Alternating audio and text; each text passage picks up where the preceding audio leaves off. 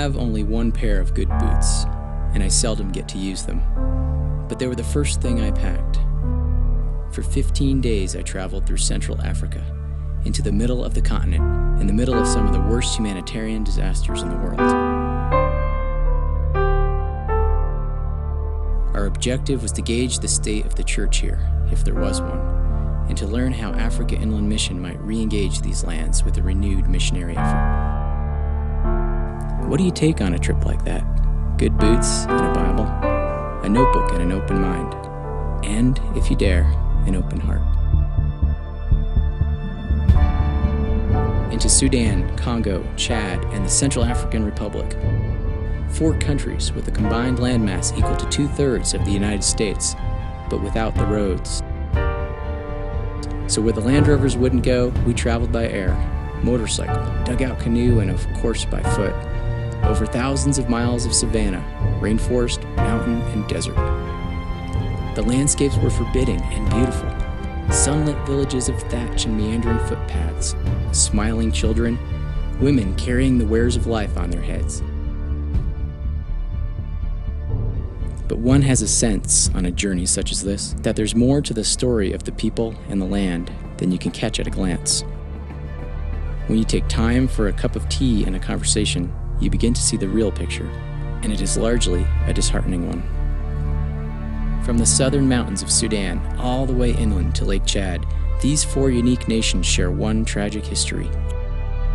Each gained independence from colonial rule somewhere around 1960, and each replaced one kind of oppression with another. What followed has been decades of human conflict and unfathomable suffering.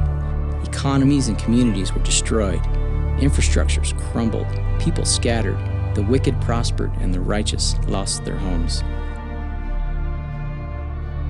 All 4 countries in recent years were listed among the 10 least stable places in the world, but those are only the political woes. For most of the people here, generations of spiritual darkness rooted in animistic beliefs have led to a culture steeped in fatalism and fear. The spirits which they believe control their world are the most prominent and powerful forces in their lives, and the influence of Islam simply brings more fearful uncertainty. My boots plodded through the thick elephant grass in the Imatong Mountains, tracing out a path up a hillside and back in time to an era when missionaries lived and worked here. Their house, like the Bible school they built, lay crumbling and bare, returning to the clay from which its bricks were cast. Sudan's war in the 80s drove the missionaries out and shut down the school. The church scattered, but somehow survived. It even grew. How is that possible? It's been said that the local church is the hope of the world, and in Central Africa, glimpses of that hope still remain, though they might seem like the courageous flickers of a lamp about to go out. I sat and listened to James and John, 2 young Sudanese pastors aptly named, as they told the story of reclaiming a village for the Lord, and how they fought for it, literally on their knees, next to a slab of concrete that was once a whole church. I listened to the sound of drums and the voices of a Zande choir as songs rose above the vaulted roof of a church sanctuary built long ago, rising further still above the canopy of trees in the rainforest of CAR. I traveled down the Chari River with Pastor Samuel and ventured onto the waters of Lake Chad. There we prayed, boldly it seemed, for the gospel to one day take root this far inland. I saw the gleaming faces of the graduating class from the Bible Institute in Adi. I saw Pastor Lalima praying over 1,000 ravaged and displaced people in Mbokolo. I saw an old man, his life long ago transformed, rebuilding that old Bible school there in the Imatong Mountains. The local church is the hope of the world, and it's the hope for Central Africa. It is God's chosen instrument to transform lives and bring people into His kingdom. It is His instrument to preserve a community, a country, and the world from the debasement and destruction of sin. As Jesus told His disciples, "You are the salt of the earth, the light of the world."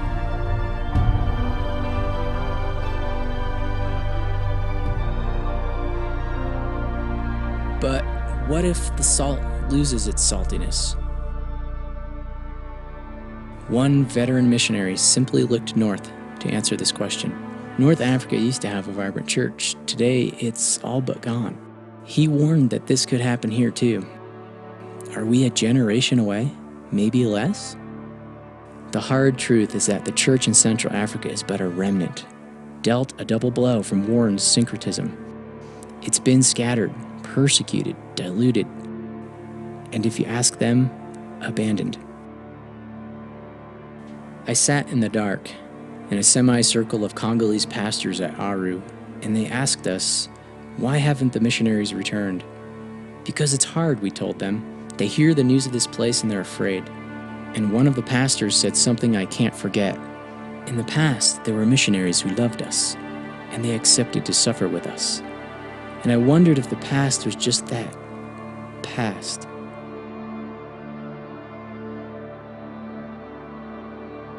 The danger now is that the living stones of the body of Christ are looking much like the actual stones of many of the buildings, crumbling, one wall where there should be four, choked and overgrown with weeds. AIM's initial missionary effort in these lands was not perfect, but the foundation laid by those first pioneers somehow endured a 40-year absence. We need to build on that. And church leaders are asking for missionaries, people who love Jesus and are willing to share their lives and talents to perhaps meet a practical need while all along addressing the most important one, transformational discipleship. It's time AIM returned to Central Africa.